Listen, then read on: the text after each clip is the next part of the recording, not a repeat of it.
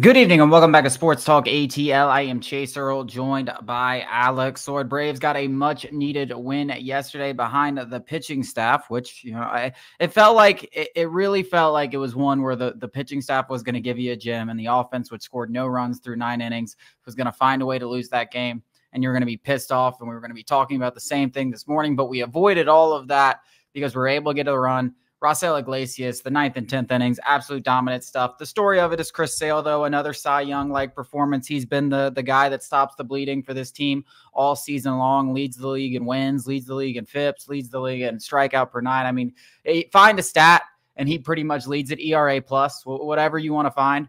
He is undoubtedly in the driver's seat for the National League Cy Young race, which is a very competitive race. I mean, Paul Skeens is one of the most fantastic, maybe the most fantastic rookie pitcher we've ever seen. Zach Wheeler is having another fantastic year. Hunter Green is really coming to his own for the Cincinnati Reds. So it's not like last year where it felt like Spencer Strider was right in the mix to the end. He had like a 3.5 ERA. You got a legitimate Cy Young race in the National League, but he deserves to be at the forefront. And beyond everything, the story goes with him and what he's meant to the Atlanta Braves. I mean, could you imagine where this team would be without Chris Sale? I mean, I couldn't imagine we're above 500. We're probably 6-7 games below 500 every time he goes out there and gives you a chance to win. And most of the time he wins the game by himself. Yeah, it felt like exactly that type of game. I didn't stay up for all of it. I was up. I was sweating. Starting at 9:45. Absolutely brutal for the East Coast guys. But that felt like the exact kind of game that we were talking about yesterday, where, you know, the offense does its job, the pitching staff lets the team down. Pitching staff last night does its job, feels like the offense was going to let them down. That complimentary baseball stuff we're talking about, that this team just for pretty much the entire season has not done. You know, one facet always seems to let the other ones down.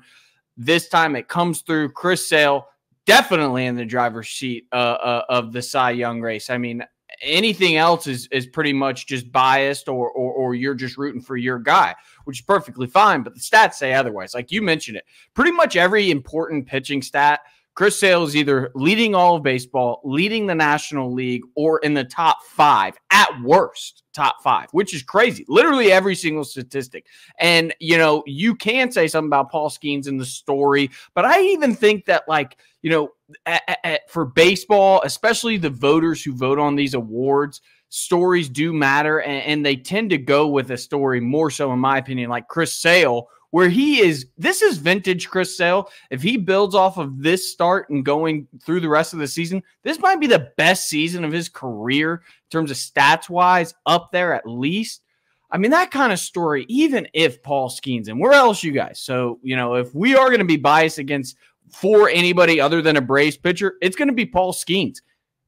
I don't think the story holds a candle. I really don't. I mean, if Paul Skeens... 4 years of battling injury after injury, better parts of 5 years. Story aside, though, if Paul Skeens had pitched the entire season, we're having a different conversation. Yeah. The fact is he didn't pitch the first 2 months of the season. So if he's going to go out there and win the NL Cy Young, he's going to have to basically be the best pitcher on the planet for 4 months. And frankly, I think the Pirates would have to make the playoffs, right? Like the Pirates right now are skidding. They made some moves at the trade deadline that you thought could make them better, but now they're 6 games out of the wild card race. So, and I wouldn't even be surprised if maybe they take the foot off the gas of Paul Skeens, because he's not a guy that's pitched 100 plus innings. So this to me really comes down to 3 guys, unless Paul Skeens, guys. I think it's really Zach Wheeler, Hunter Green, and Chris Sale. And I think Hunter Green belongs in the conversation. I mean, that's a guy that kind of struggled his first 2 years in the league. Was this high draft pick that threw over 100 miles per hour. And then all of a sudden now you're starting to see it all come together. A guy who has great control of the baseball, having a great year. And he's doing it in Cincinnati, which when all your home games are in Cincinnati,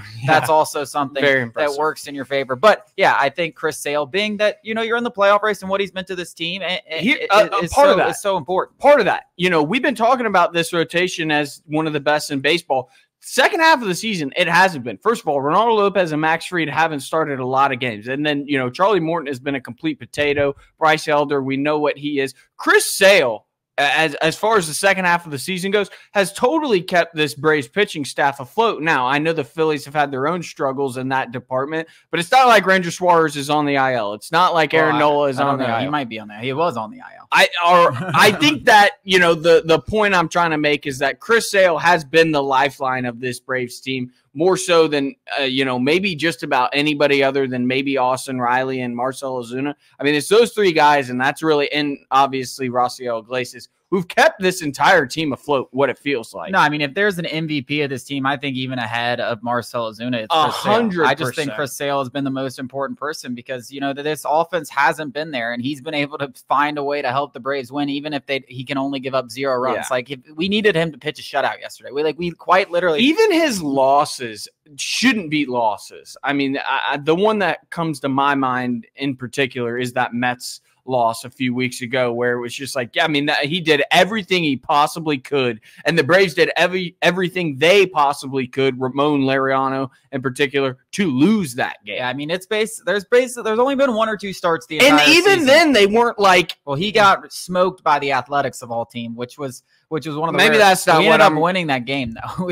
I'm pretty sure we ended up winning that game, but and talk about games of absolute stinkers where he didn't give you, a 2 runs or less. I mean, you're talking about maybe like 3 or 4 starts. Like, he has been 2 runs or less every single time he pitches. And I think he's deserving of it. I mean, we got 44 games left, so he's still going to have to make 8-9 more starts. But if he goes out there and does it well, I want to give a quick shout out because I don't think we talk enough about him, especially on this show. And but Raisel Iglesias, I mean, what he's done for this Nobody team talks about him and what he did yesterday, going 2 innings, which is something he's only done one other time this year. It was kind of showed you the desperation this club is. Like, we needed to win, and you come in with a runner on second, and he goes up and he basically shuts him down in order, strikeout, fly ball. I mean, and he was dominant, right? It didn't look like the Giants hitters really had a chance against him, and that's what he's done for this team all year. I'm glad that Snitker went out there and said, hey, you dominated in the 9th, go get him in the 10th again. We need to win this game. He did the job. He came through. He looked fantastic.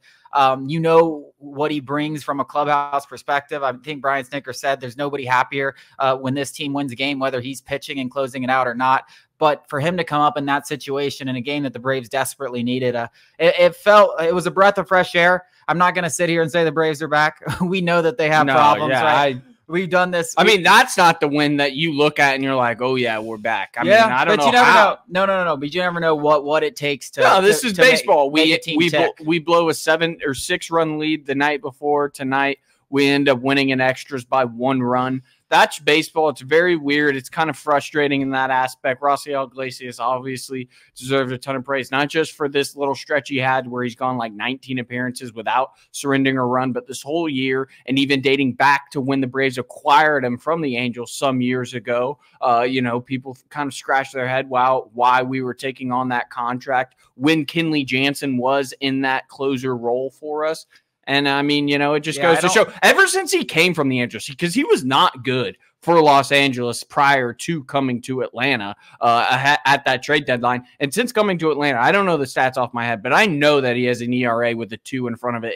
And over stretches, he's had an ERA with a 0 in front of it. No, I mean, I wouldn't be surprised if since then he has a sub-TRA. Because, I mean, he came over, he gave up 1 run over like 30 innings in that first little stint that he had over that like last 2 months of the season. Last year he had like a 2.5, and I think he's close to below 2 this year. Yeah. I mean, he's been a saving grace. He's been one of those pitchers that's been a saving grace. I actually want to talk about something that I was thinking about when it comes to this starting rotation. Ronaldo Lopez has a rehab assignment tonight. I kind of want to talk about his role. We'll do it after the break because I'm kind of getting a little idea, especially with AJ Minter going to the IL.